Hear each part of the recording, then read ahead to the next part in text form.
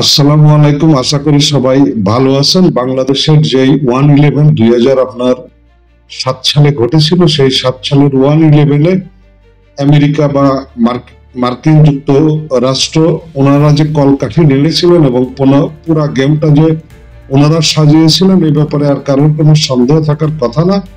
এবং দীর্ঘদিন পরে, ঠিক 18 বছর পরে প্রায়, এই 1/11 নিয়ে আপনার সাবেক মার্কিন একজন কূটনীতিক উনি আসলে একটা বিবৃতি দিয়েছেন এবং সেখানে তিনি বলেছেন বাংলাদেশের 1/11-এর সময় যুক্তরাষ্ট্রের নীতিতে ভুল ছিল।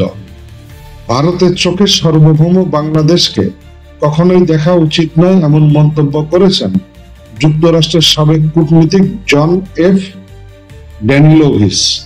এ সময় তিনি যুক্তরাষ্ট্রের পররাষ্ট্র নীতির সমালোচনা করেন। 2007 সালের 1/11-এর সময় বাংলাদেশ বিষয় মার্কিন নীতিতে ভুল ছিল বলেও জানান তিনি। শনিবার 8 March Bangladesh institute of international and strategic studies মিলনায়তনে সেন্টার ফর গভর্নেন্স স্টাডিজ আয়োজিত এক বিশেষ সংলাপে তিনি এসব কথা বলেন। সংলাপের মূল বিষয় ছিল গণ অভ্যুত্থান পরবর্তী সময় বাংলাদেশ যুক্তরাষ্ট্রের সম্পর্ক। এতে জন এফ ড্যানিলোভিচের সাথে আরো যোগ দেন বাংলাদেশের নিযুক্ত যুক্তরাষ্ট্রের সাবেক রাষ্ট্রদূত উইলিয়াম বি মাইলান। আলোচনায় উঠে আসে বাংলাদেশের ভবিষ্যৎ প্রসঙ্গে গুজব মোকাবেলায় বাংলাদেশ পিছিয়ে আছে বলে মত দেন তারা। জন এফ ড্যানিলোভিচ বলেন, 1/11-এর সময় মার্কিন সরকার প্রাতিষ্ঠানিক সংস্কারে যথেষ্ট মনোযোগ দেয়নি।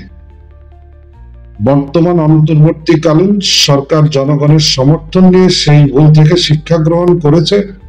মার্কিন যুক্তরাষ্ট্র ও ইউরোপীয় ইউনিয়ন তাদের অর্থায়ন নীতি এবং চলমান সংস্কারের সাথে সামঞ্জস্যপূর্ণ হওয়া উচিত।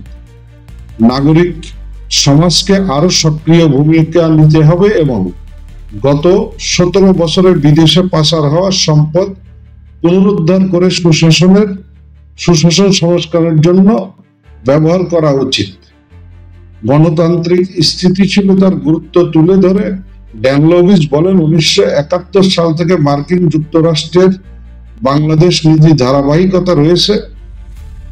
বাংলাদেশের রাজনৈতিক পরিমণ্ডলের সব থেকে কঠিন চ্যালেঞ্জগুলোর মধ্যে একটি হলো শাসক দলের জবাবদিহিতার অভাব। গণতন্ত্রকে বিকশিত করতে হলে একটি শক্তিশালী সামরিক বেসামরিক সম্পর্ক অপরিহার্য। স্বৈরাচারী শাসন কখনোই গণতন্ত্রের জন্য সহায়ক নয়।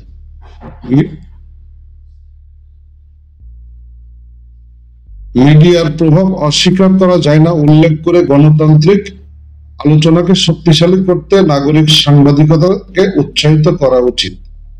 তো আসলে এই ছিল বিষয় যে মার্কিন যুক্তরাষ্ট্র বলতে চেয়েছে যে 2007 সালে যখন 1/11 হয় সে সময় তাদের যে ভূমিকা, সেই ভূমিকা আপনার যথেষ্ট ছিল না এবং সেই সাথে আপনার এই যে এখন যে সুযোগ এসেছে সেটাকেও তারা কাজে লাগাতে বলেন।